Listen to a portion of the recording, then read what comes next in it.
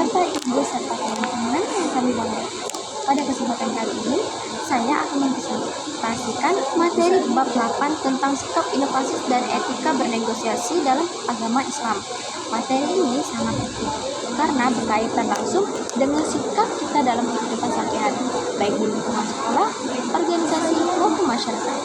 Tujuan pembelajaran kita hari ini yaitu adalah agar menjadi atau mengikuti proses terjadi pelajaran peserta didik yang mampu yang pertama menganalisis sikap inovasi dan etika bernegosiasi dalam Islam, yang kedua mempresentasikan sikap inovasi dan etika bernegosiasi dengan baik, dan yang ketiga memahami bahwa sikap inovasi dan etika bernegosiasi merupakan bagian dari pemerintah agama Islam. Yang keempat menginterpretasikan sikap inovasi, etika bernegosiasi serta sikap rendah hati dalam kehidupan sehari-hari.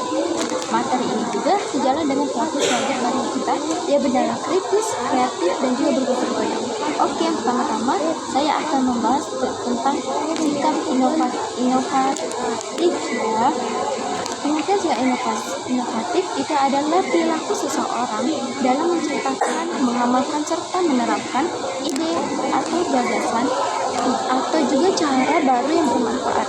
Sikap ini dapat diterapkan dalam kehidupan pribadi, kelompok maupun organisasi. Inovatif tidak selalu berarti menciptakan sesuatu yang benar-benar baru, tetapi juga dapat berupa pengembangan atau penyempurnaan dari ide yang sudah ada agar menjadi lebih baik dan lebih bermanfaat.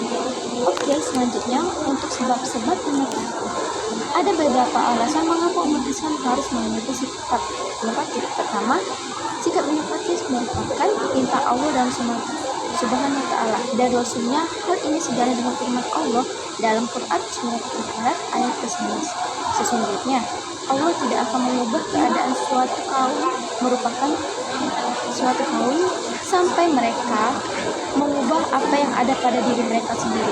Quran surat Al-Alaq surat 13. Ayat ini menegaskan bahwa perubahan dan kemajuan harus dilakukan dari dalam diri sendiri, salah satunya melalui sikap inovatif. Kedua, tuntutan dinamika kehidupan manusia harus terus berkembang seiring dengan perkembangan zaman. Oleh karena itu, manusia dituntut untuk terus belajar, berpikir kreatif, dan juga menyesuaikan diri agar tidak tertinggal. Ketiga, pentingnya bersikap dinamis. Islam mengajarkan umatnya untuk pasif, melainkan aktif dan terus berusaha melalui kebaikan. Hal ini sesuai dengan firman Allah Subhanahu wa ta'ala dalam surat Al-Asyr ayat ke-7. Maka apabila telah selesai dari suatu urusan, tetaplah bekerja keras untuk urusan yang lain.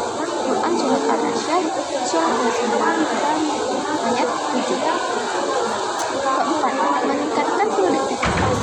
Sikap inovatif membuat seseorang lebih produktif dalam belajar, bekerja, dan juga bernegosiasi.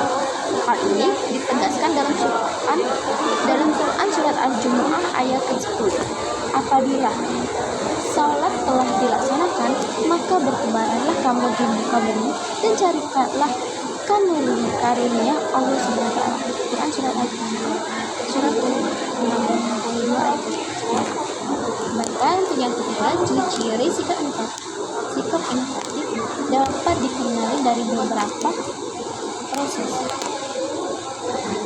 Ciri-cirinya itu adalah yang pertama, bersifat baru, baik, benar, baru maupun pengembangan dari ide yang sudah ada.